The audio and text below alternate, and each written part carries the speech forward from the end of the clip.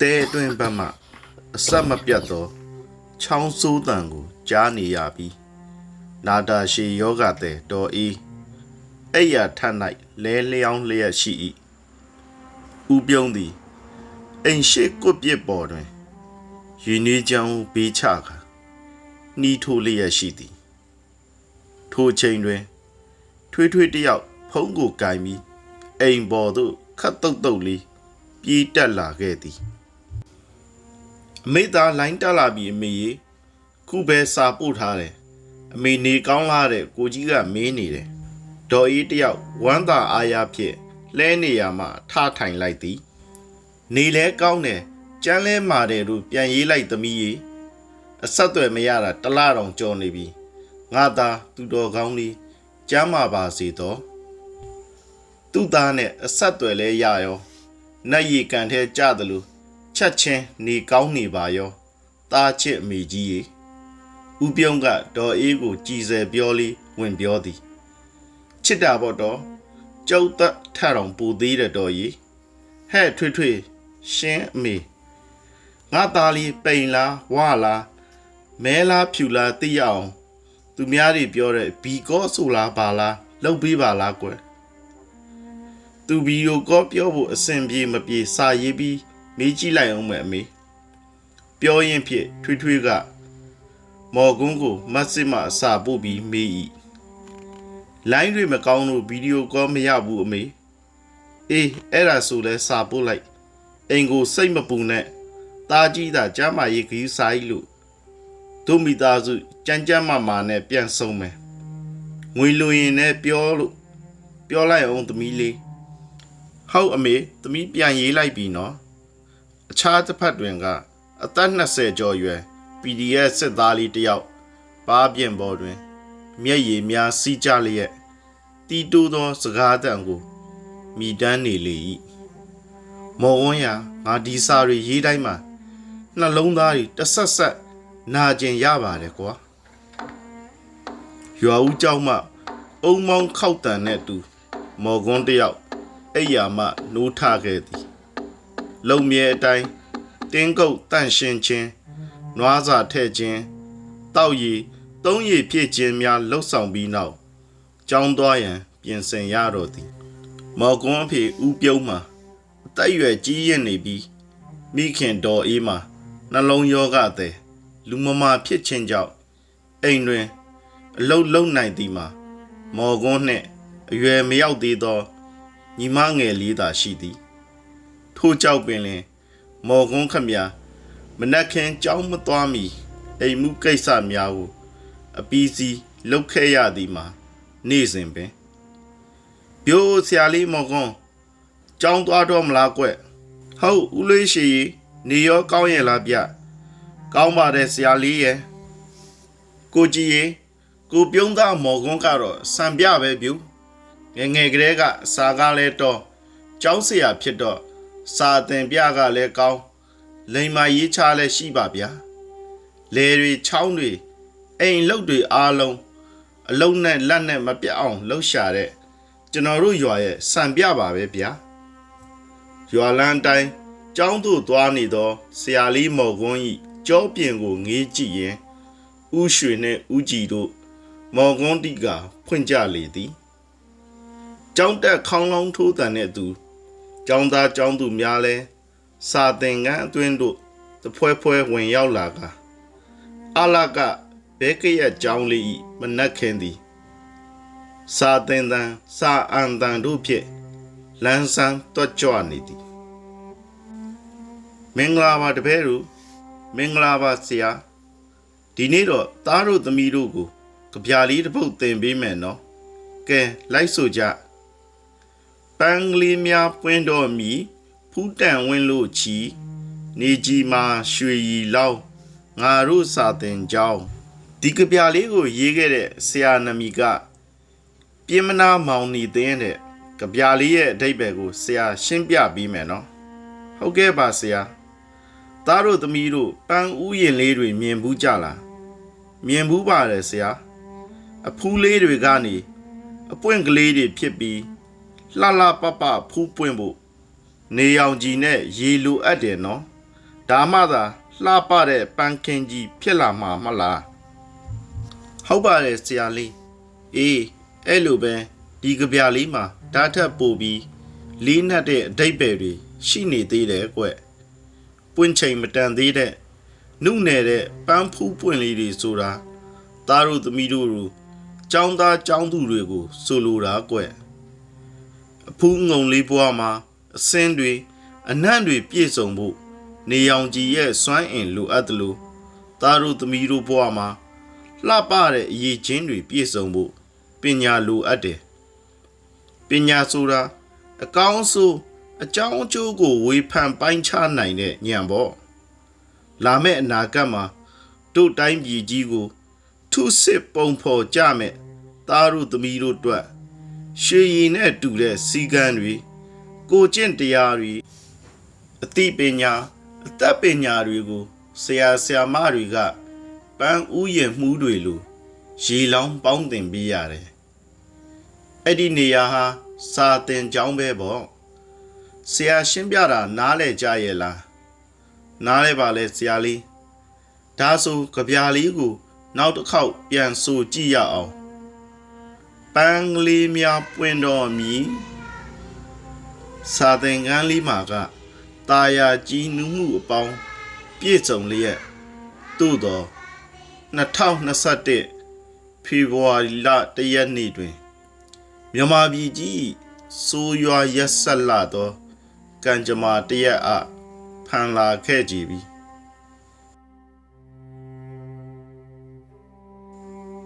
ပြည်သူလူထု၏ဆယ်စုနှစ်ပေါင်းများစွာအသက်သွေးချွေးများစွာပေးဆက်တည်ဆောက်ခဲ့ရတဲ့ပုံရိပ်တို့သည်အမှောင်ဖုံးလွှမ်းသွားရတော့သည်ဆရာမော်ကွန်းဟုတ်ပြောပါဦးကြီးကျွန်တော်မြေးလေးကိုကြောင်းလာထုတ်တာပါဆရာမော်ကွန်းဗျာဒေါ်နုငယ်မကိုကြောင်းလာထုတ်တာပါကျောင်းပြင်ဘက်တွင်မိမိကလေးများကိုကြောင်းထုတ်ရန်လာကြသောလူများလွန်း၍ရွာ၌ပင်လူရှိပါတော့မည်မထင်စစ်ကြုံပညာရေးအလိုမရှိစစ်အာဏာရှင်အလိုမရှိတိုင်းပြည်ကြီးပြတ်ပါပြီတော့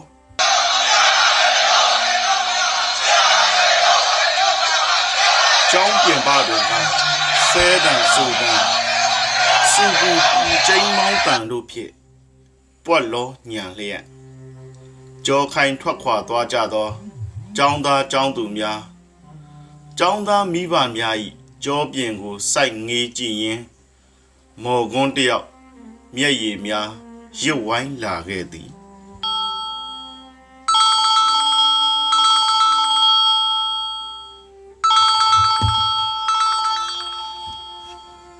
ဟယ်လိုမော်ကွန်းရေငါတို့ဒီစစ်အာဏာရှင်အောက်မှာအလုံးမလုံးနိုင်တော့ဘူးစစ်ကြုံပွားတတ်စားရင်ငတ်ပြီးတင်ရင်တော့ငါကြေနဲ့တယ်ကျမကြီးဝန်ထမ်းတွေရဲတွေတခြားဝန်ထမ်းတွေတော်တော်များများစီရီယမ်လောက်ကြပြီငါလည်းစီရီယမ်လောက်ပြီကွာဗျာဆရာကြီးတကယ်လောက်တော့မှာလားကျောင်းအုပ်ဆရာကြီးဖုံးချသွားပြီမော်ကွန်းရေနင်အခုဗမာလဲငါကြောင်းမှာပါနင်အခုထိကြောင်းသွားနေတုံးလားနင်နားတွေမကြားဘူးလားမျက်စိတွေမမြင်ဘူးလားငါတို့တိုင်းပြည်အဆိုးရွားဆုံးအချိန်ရောက်နေပြီငါလဲရုံးကိုမသွားတော့ဘူးနင်ရောဘာလုပ်မှာလဲငါမင်းစဉ်းစားနေတာတွေငါသိတယ်တကယ်ချင်းတခုပဲမင်းမှတ်ထားပေးကွာငါတို့ထက်အများကြီးဆိုးတဲ့ဘဝတွေရှိသေးတယ်ခုကအိမ်တွင်းရေးမဟုတ်ဘူးတကယ်ချင်းငါတို့တိုင်းပြည်ကြီးကြောက်ထဲကျသွားတာကွာငါတို့အားလုံးမှာတာဝန်ရှိတယ်အာနာယူရဲ့အရေးအောက်မှာတိုင်းပြည်ရောလူမျိုးရောအားလုံးပြိုလဲသွားတော့မှာကွာငါကတော့အာနာရှင်ပြုတ်ကြရေးအဆုံးထိဆက်တိုက်မယ်မင်းလိုက်မယ်မလိုက်ဘူးကိုယ်တိုင်စဉ်းစားဆုံးဖြတ်ပေါ့ကွာငါပြန်တော့မယ်တကယ်ချင်း2021ခုနှစ်ဖေ February 9 ရက်ဒီနေ့ဆိုရင်မော်ကွန်းတို့တပိတ်မှောက်ခဲ့တာ3ရက်မြောက်ခဲ့ပြီတပိတ်စစ်ကြောင်းများကလည်းပိုများလာပြီးအင်အားအကောင်းဆုံးအခြေအနေတို့ရောက်ရှိလာပါပြီနေပြီးတော့မှကျောင်းသူလေးတယောက်ကြာသွားပြီကွာခွေးသားတွေခေါင်းကိုမှပြစ်သွားတာနောက်ရက်တွေမှာလဲဖမ်းဆီးတပ်ဖြတ်လူမဆန်သည့်သတင်းများမြန်မာပြည်အနှံ့ကြားနေရသည် CDM ဝန်ထမ်းများကိုရှာဖွေဖမ်းဆီးမှုများတစတစများပြားလာသည်မော်ကွန်းတငယ်ချင်းတချို့လည်းဖမ်းခံရပြီးမော်ကွန်းလည်းတိမ်းရှောင်ရတော့မည်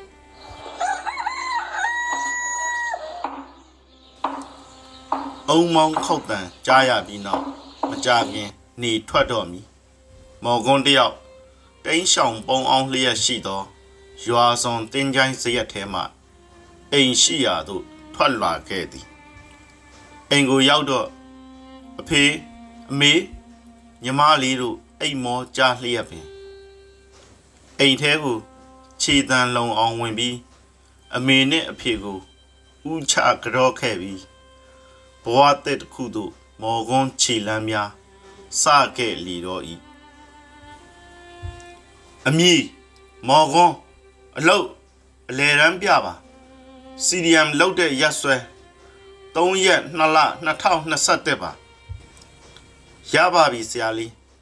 ညရင်ရတာအိတ်တဲ့အခါသတိလေးထားပေါ့နော်ခွေးတွေကလေချောင်းတိုက်ခိုက်တာတွေရှိနေတော့ဂယုစိုက်ပါဆရာလေးမောင်ကောင်းကြီးဆရာလေးကိုအလဲကဘားတိုက်ကိုလိုက်ပို့လိုက်ကွာ9လလုံးလုံးဟိုတိန်တီရှောင်ဖြစ်နေလာခဲ့ရပြီးခုတော့လွတ်မြောက်နယ်မြေတနေရာကခိုလုံစကန်ခုထိရောက်ရှိလာခဲ့ပြီလွတ်လပ်ပေါ်ပါသောခံစားမှုတစ်ခုကိုမော်ကွန်းပထမဆုံးရရှိခဲ့ပြီ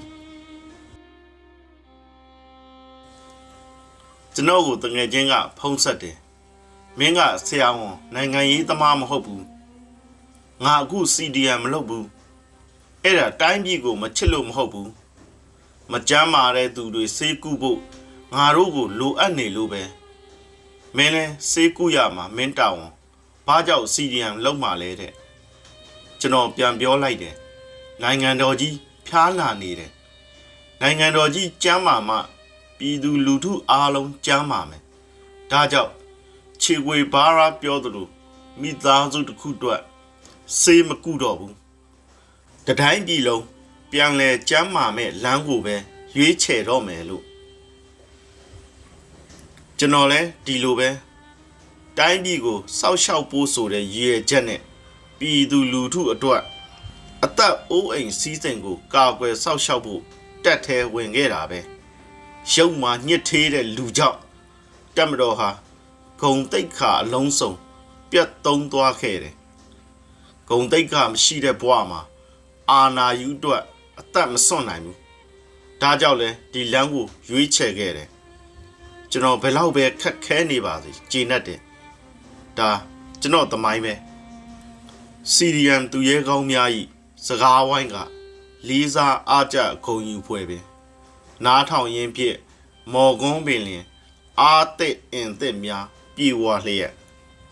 ည7:00 နာရီကင်းသမားတချို့ကလွဲ၍အားလုံးအိမ်မောကြလျက်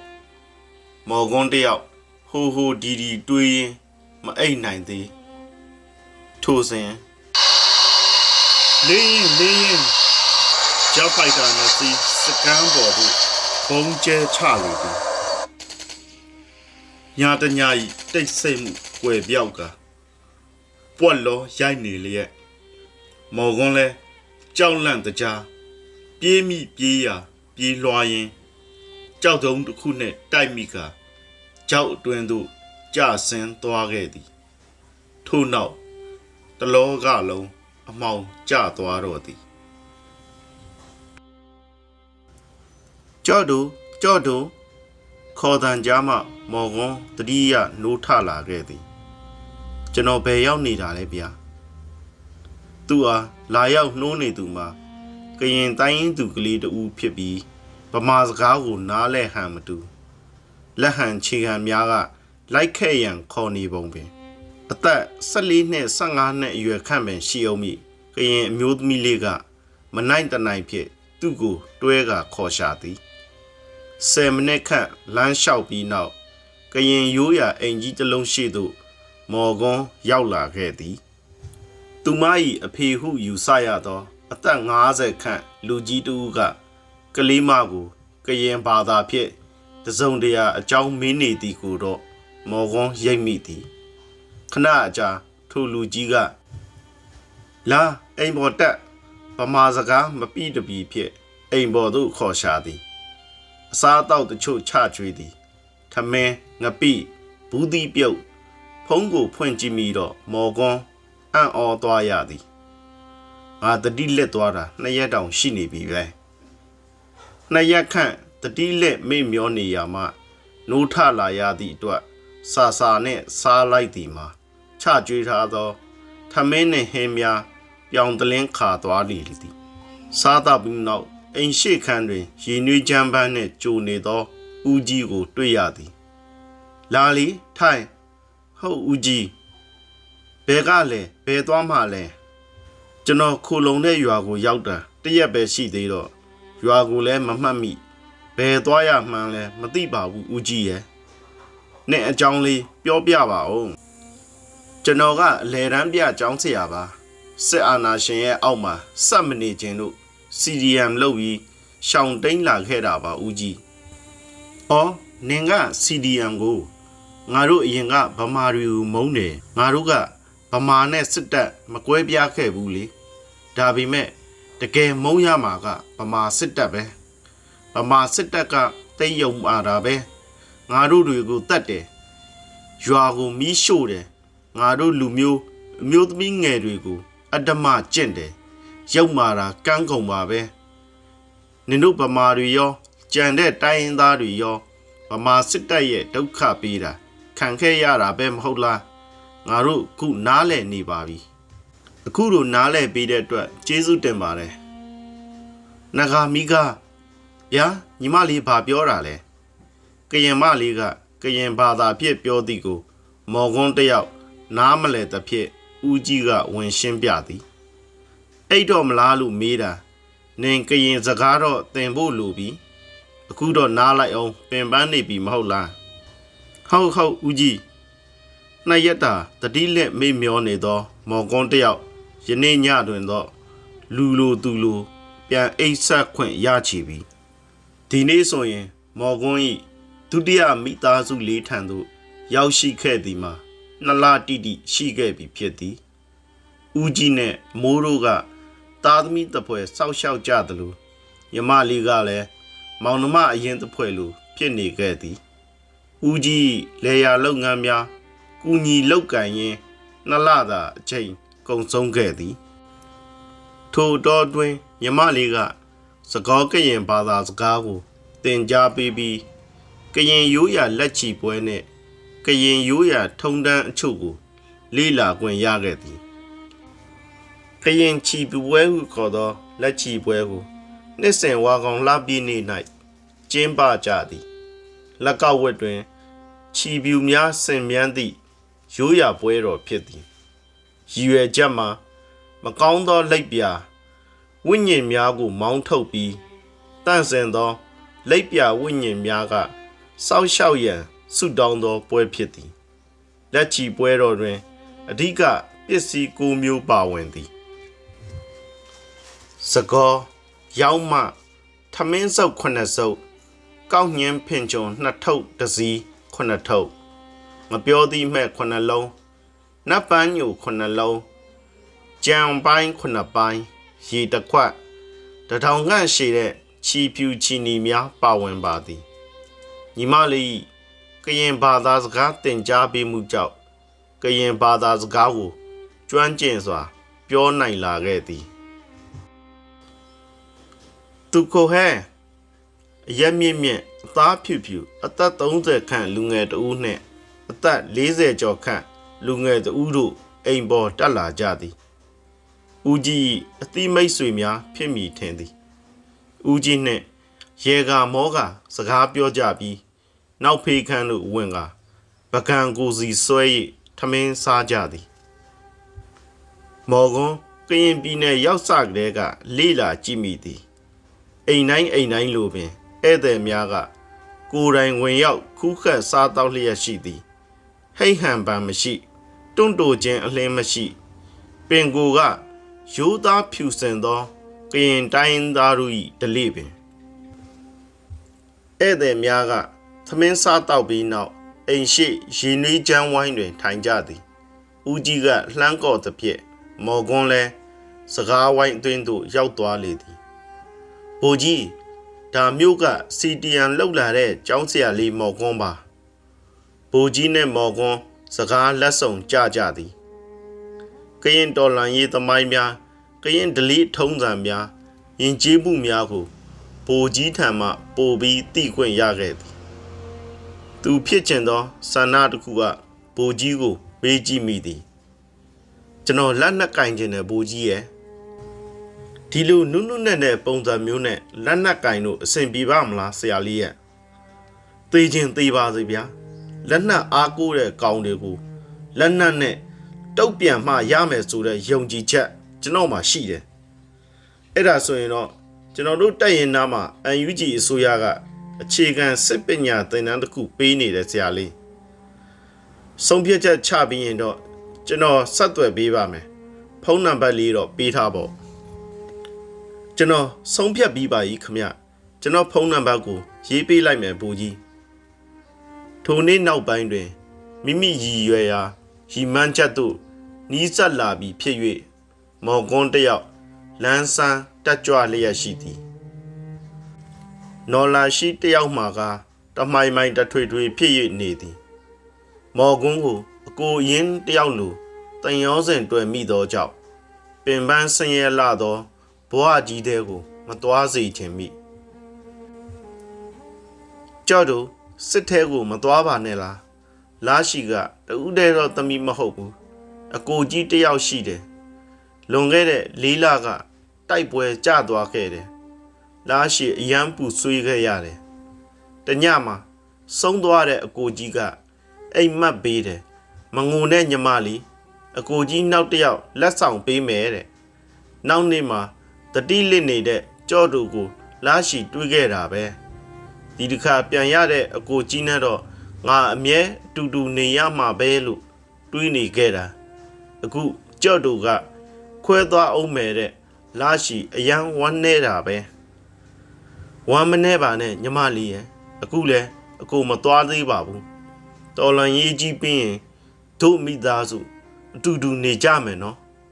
မခွဲဘူးဂတိပေးတယ်နော်လားရှိမျက်နှာပေါ်တွင်ပေါ့ပါသောအပြုံးတစ်ပွင့်လင်းလက်သွားခဲ့သည်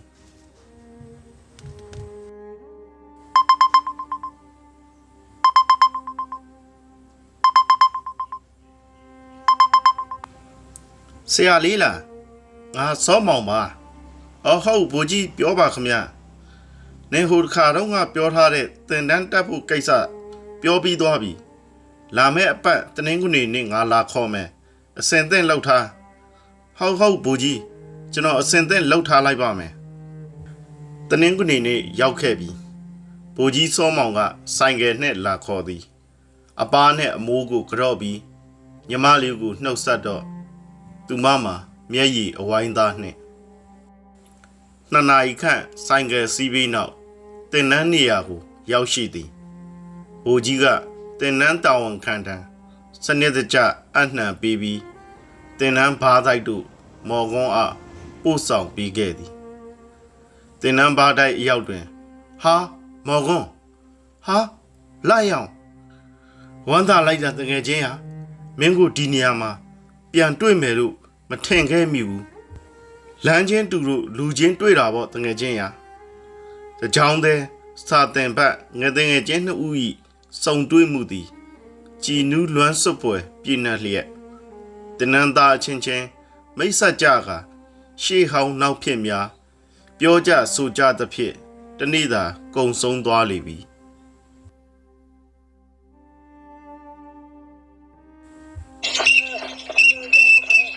တောင်းခရတန်နဲ့သူအလုံးအိယာမှာထား၍ တ တိနေထားရလိုက်ကြသည်အဲ့ရထချင်းအိုညောအမှုအေးစေတတ်တာဟုသောကရင်ဘာသာအမိတ်ပေးသံနှင့်အတူလှုပ်ရှားမှုများကဟန်ချက်ညီလျက်အယက်သားဘဝမှစစ်သားဘဝ၏ပထမဆုံးနေ့ပင်အမိတ်ဆုံးသည်နှင့်မျက်နှာသက်သွားတိုက်ကကိုလက်တန့်စင်ပြီးတင်နန်းကွင်းသို့ဝင်ရသည်မနက်ခင်ကိုကာယလင်းကျင့်မှုသင်ခန်းစာများစစ်ရေးပြနှင့်စစ်ရေးသင်ခန်းစာများကိုတဏိတာအချိန်လိုက်သင်ယူရပြီးကိတ္တနာချိန်သမင်းစားချိန်များရရှိသည်ညနေ9 နာရီတွင်တဏိတာသင်ခန်းစာပြီးဆုံးကြပြီမောမောနှင့်စကားမပြောနိုင်ကင်းကျူတီကြသူမှလွဲ၍အားလုံးအိယာဝင်ကြသည်ဘာသာ3အိတ်နေမှအားလုံးတတိထဆွဲကြသည်10 မိနစ်ခန့်ထိနောက်ထပ်အမိတ်ပေးတန်တစုံတရာထွက်မလာဟာတာအေးရောင်တာကွKNU ရာရှိတူ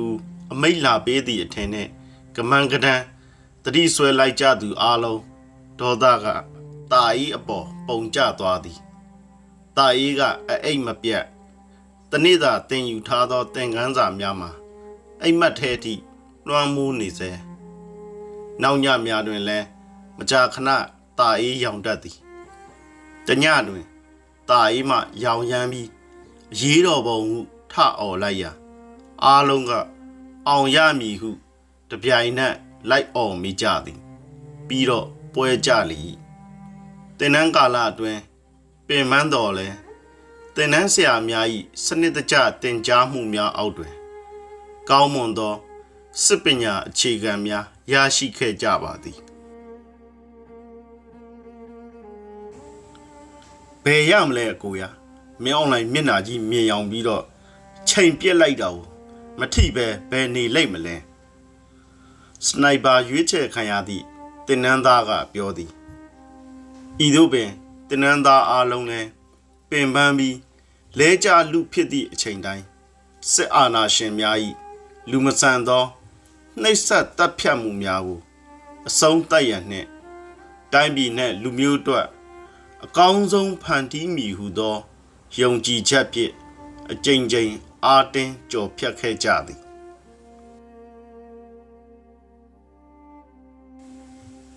မော်ကွန်းတယောက်အခြေခံစစ်ပညာသင်တန်းပြီးခဲ့ပြီစိတ်မူစုမှုသင်တန်းများလည်းပြီးမြောက်ခဲ့ပြီယခုဆိုရင်တက်စုမှုတောင်းဝန်ပင်ထမ်းဆောင်နေလေပြီမိသားစုကိုတော့အလုတ်လုံးနေပြီဟုပြောထားခဲ့သည်ဒုတိယမိသားစုနဲ့လည်းအဆက်အသွယ်မပြတ်ရှိနေခဲ့သလိုနော်လားရှိထံမှလည်းချက်ပြုတ်ကြော်လော်ထားသောအစားအစာများမကြာခဏရရှိခဲ့သည်တိုက်ပွဲအတွေ့အကြုံတချို့လည်းမော်ကွန်းရရှိခဲ့ပြီဖြစ်သည်မိမိတွင်အစားအသောက်များရရှိခဲ့လျင်လည်းတဦးတည်းစားလိမ့်မရှိမော်ကွန်းသည်ရဲဘော်များကိုခွဲဝေကြွေးတတ်သည်မိမိရရှိသမျှသောဖုံးပေကတ်များမုတ်ဖိုးပဲပိုးများကိုလည်းမျှဝေပေးတတ်သည်ထို့ကြောင့်ပင်လျင်ကျင်နာတတ်သူစာနာတတ်သူစီကံကြီးသူအဖြစ်လူသိများသည်စုမှုကျွန်တော်အမေအသေးအံဖြစ်နေတယ်တဲ့ကျွန်တော်ဘယ်လိုလုပ်ရမလဲအေးကွာငါလည်းဘယ်လိုပြောရမှန်းမသိတော့ပါဘူးအာတင်ထားဆိုတဲ့စကားကလွဲလို့ငါမှဘာပြောစရာရှိမှလဲငါမှလည်းမင်းလိုပဲအဲ့ရထဲလဲနေတဲ့အမေရှိတယ်တော်လန်ရေးကြီးအမြန်ပြီးဖို့စူးစမ်းကြရုံပဲရှိတာပေါ့ကွာပြီးရင်အိမ်အတူတူပြန်ကြတာပေါ့ဟုတ်ကျွန်တော်လည်းနားလဲပါတယ်ဗျာငါမင်းကိုတချင်းလေးတစ်ပုတ်ဆိုပြမယ်တချင်းနာမည်ကအာတင်ထားတဲ့မော်ကွန်းကအာတင်ထားတချင်းကဂီတာဖြစ်တီးရင်ဆိုပြသည်နှစ်ယောက်စလုံး၏မျက်နှာများပေါ်တွင်လွမ်းမောမှုလွမ်းဆွမှုများကပြည့်နှက်လျက်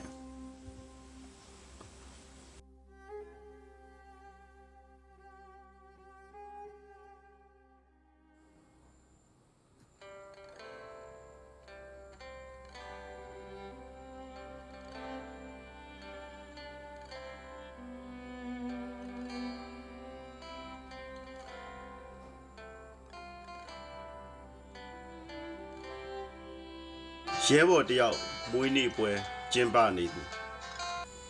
စုမှုမွေးနေ့ကိတ်ဝင်ခွဲသွားအောင်လေအမေမွေးနေ့ကိတ်တွေဘာတွေနဲ့ပါလားပြစမ်းပါဦး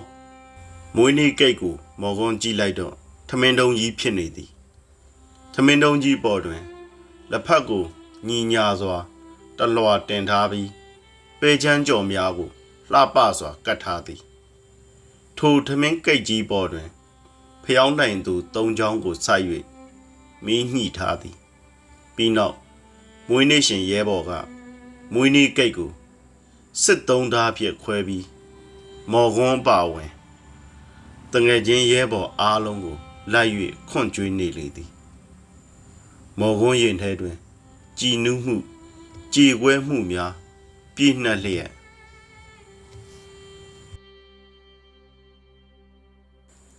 ဒီရက်တွင်မော်ကွန်းတို့၏ဒေါင်းပြူစစ်ကြောင်းနှင့်ရန်သူစစ်တပ်တို့မကြာခဏထိတွေ့မှုဖြစ်ကြသည်ဒီနေ့တွင်လည်းရန်သူစစ်တပ်လက်နက်ကြီးများဖြင့်မကြာခဏပစ်နေသည်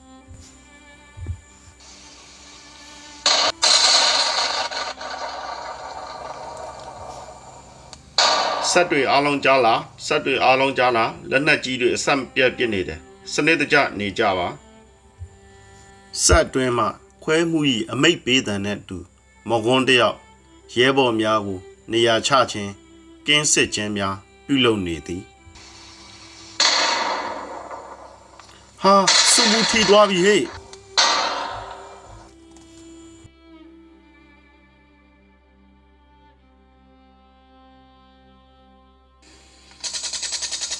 မော်ကွန်းတစ်ခုလုံးတွင်သွေးများရွှဲဆူလျက်မော်ပန်းကြီးစွာအသက်ကိုရှုသွင်းနေသည်ဟာမော်ကွန်းလာရောင်ကပြေး၍မော်ကွန်းအားပွေ့ထူလိုက်သည်ကိုရောင်နီလောက်ပါအောင်ဗျာဆေးမှုကိုခေါ်ပြီးမော်ကွန်းကိုဆွဲဖို့လောက်ပါလာရောင်ငါအချင်းနေငါသိပါတယ်ကွာငါမရတော့ဘူးငါနောက်ဆုံးပြောမဲ့စကားတွေကိုတေချာနားထောင်ပေးပါကွာငါမရှိတော့တဲ့အခါငါရဲ့ဒုတိယမိသားစုကိုအကြောင်းကြားပေးပါအမိုးအပားနဲ့ညီမလေးတို့ရဲ့ကျေးဇူးတွေကိုနောင်ဘဝမှဆက်ပြစီလို့ဘဝဆက်တိုင်းမိသားစုဖြစ်နေရှိကြပါတယ်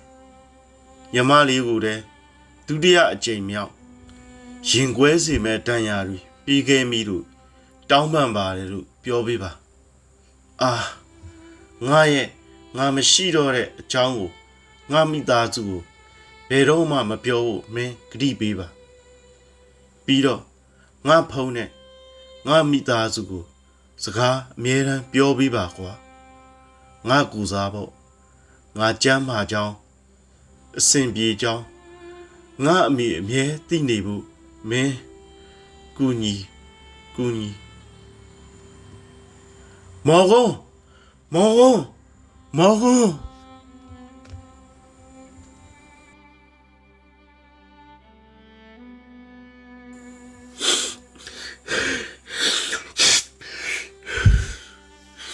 စိတ်ထိန်မှာဖိုးမှုရဲ့အပားကိုယ်တိုင်လဲစစ်သားလှုပ်ခဲ့တာပဲ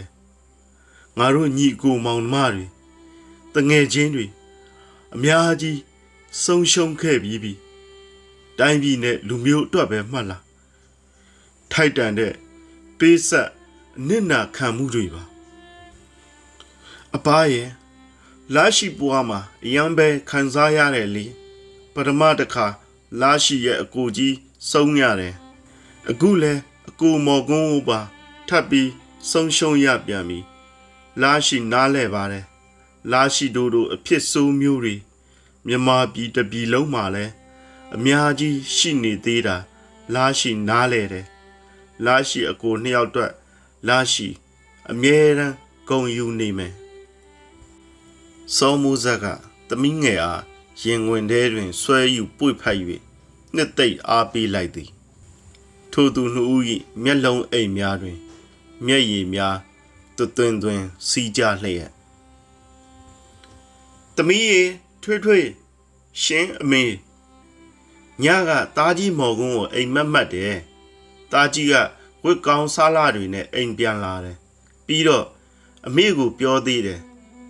သူအမေကိုခွဲမသွားတော့ဘူးတဲ့အမေပြောလိုက်ရတာသမီးရဲ့အခုဆိုသားကြီးနဲ့အဆက်အသွယ်မရတာတလားတောင်ကြော်နေပြီနေထိုင်မှကောင်းရဲ့လားမသိအင်တာနက်မရလို့နေမှာပါအမေရဲ့အရန်လဲစိတ်ပူမနေပါနဲ့အေးသူဆက်သွယ်လာရင်ငါ့ကိုပြောနော်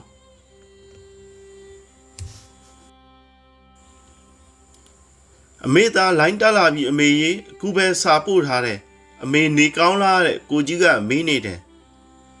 ဒေါ်အေးတယောက်ဝမ်းသာအားရဖြစ်လဲနေရမှာထကထိုင်လိုက်သည်နေလဲကောင်းတယ်ကြမ်းလဲမာတယ်လို့ပြန်ရေးလိုက်သမီးကြီးအဆက်အသွယ်မရတာတလားတောင်ကြော်နေပြီငါသားသူတော်ကောင်းလေးကြမ်းမာပါစေတော့သူ့သားနဲ့အဆက်အသွယ်လဲရအောင်နတ်ရီကန်ထဲကြတယ်လို့ချက်ချင်းကြီးနေကောင်းသွားပါရောလားသားချဲ့အမေကြီးဦးပြုံးကဒေါ်အေးကိုကြည်စဲပြောလေးဝင်ပြောသည်ချစ်တာပေါ့တော့ကျုပ်တက်ထက်တောင်ပူသေးတယ်တော်ကြီးဟဲ့ထွေရှင်အမေငါသားလေးပိန်လားဟွာလားမဲလားဖြူလားလေးသိရအောင်သူများတွေပြောတဲ့ဘီကောဆိုလားဘာလားလှုပ်ပေးပါလားသူဗီဒီယိုကောပြောဖို့အဆင်ပြေမပြေစာရေးပြီးမေးကြည့်လိုက်အောင်မယ်အမေပြောရင်းဖြင့်ထွေကမော်ကွန်းကိုမက်ဆီမအစာပို့ပြီးမိလိုင်းတွေမကောင်းလို့ဗီဒီယိုကောမရဘူးတဲ့အမေအေးအဲ့ဒါဆိုတဲ့စာပဲပို့လိုက်အိမ်ကိုစိတ်မပူနဲ့တားကြီးတာကိုကျမ်းမာရေးကိုတေချာခယူးဆိုင်လို့သူမိသားစုကျန်းမာနဲ့ပြန်ဆုံမယ်ငွေလိုရင်လည်းပြောလို့ပြောလိုက်သမီးလေးဟုတ်အမေသမီးပြန်ရေးလိုက်ပြီနော်အခြားတစ်ဖက်တွင်ကအသက်20ကျော်ရွယ် PDF စစ်သားလေးတယောက်၏ပါးပြင်ပေါ်တွင်မျက်ရည်များစီကြလျက်တည်သိုးသောစကားသံတို့ကိုမိတမ်းနေလေသည်မော်ကွန်းရာငါဒီစာတွေရေးတိုင်းမှာနှလုံးသားတွေတဆက်နာကျင်ရပါတယ်ကွာမော်ကွန်း၏တိုက်ပွဲကြားတွင်ရရှိခဲ့သောဒဏ်ရာဗလက်ပွားနှင့်ဖုံးကိုလာရောက်သည်အင်ကြီးအိတ်အတွင်းသို့ပြန်ထည့်ပြီးမော်ကွန်း၏မြေပုံရှိရာသို့ရှောက်လာခဲ့ပြီးမြေပုံဘေးတွင်ထိုင်လိုက်သည်တကယ်ချင်းမင်းမှားထားခဲ့တဲ့အတိုင်းမင်းရဲ့မိသားစုတွေကိုငါဆက်သွယ်ပြီးခဲ့ပါပြီကွာငါဘယ်လောက်ထိမင်းအမေကိုဖုံးကွယ်ပေးနိုင်မှာလဲတိသွားတဲ့တနေ့ကျရင်ဘာတွေဆက်ဖြစ်မှာလဲငါရင်တွေတကယ်မောလိုက်တာကွာမင်းစိတ်ချလက်ချသွားပါငါအသက်ရှိနေသမျှကာလပတ်လုံးမင်းမကြည်ခဲ့သေးတဲ့မိသားစုတာဝန်ကိုငါအစွမ်းကုန်ကြိုးစားပါမယ်ငယ်ကလေးတွေကစာရမ်းတော်ခဲ့တဲ့မင်းကိုကျင့်တရားမှလည်းတရွာလုံးကစံပြရတဲ့မင်းဟာငါတို့ရွာအတွက်လမ်းပြမီးအိမ်လေးဖြစ်ခဲ့သလိုအခုတော်လန်ကြီးတမိုင်းမှာတဲ့လမ်းပြပေးခဲ့တဲ့တော်လန်ကြီးမီးအိမ်လေးဖြစ်ခဲ့ပါပြီကွာမင်းဟာလမ်းပြောက်သူတွေအတွက်လမ်းပြပေးတဲ့ဖန်မီးအိမ်လေးတစ်လုံးဖြစ်ခဲ့ပါပြီကွာလာရောင်ဤနွမ်းနယ်နေသည့်မျက်လုံးများတွင်မျက်ရည်တို့ရစ်တိုင်းလျက်မော်ကွန်း၏မြေပုံကိုကြောခိုင်းကာလေးတွဲ့သောခြိလမ်းများဖြင့်လှည့်ပြန်ခဲ့သည်အတွေးထဲတွင်တော့မော်ကွန်းနှစ်သက်လာသောဖန်မီအိမ်ကဗျာအားထပ်တလဲရွတ်ဆိုမိခဲ့လီတော့သည်ဖန်မီအိမ်သည်ကြောင်လိန်ရွယ်ဆင့်နန်းအိမ်မြင့်မှာထွန်းတင်နိုင်မည်မဟုတ်ပါဖန်မီအိမ်သည်တိမ်လွာကိုစားလာရထားဖြင့်ဝွန့်ကြွားစွာလင်ခရီးနှင့်သည့်တခင်တို့မြန်ပန်းခင်းလန်းတွင်ထုံးညှိနိုင်မည်မဟုတ်ပါဖန်မီအိမ်သည်မငြိမ်မသက်စိတ်ရောက်ရက်နှင့်လမ်းပြက်သူယူရှောက်လာသူကိုအာကူမြတာထုံးနီသည် သူ့အစင်းသည်နေမင်းပမာတော်သာအလားမဝင့်ညာလဲသူ့အားသူ့မှန်သူ့ပိုင်ဟန်ပြည့်သူတန်ရာမဤလောကကိုအလှဆင်လိုဟန်တကား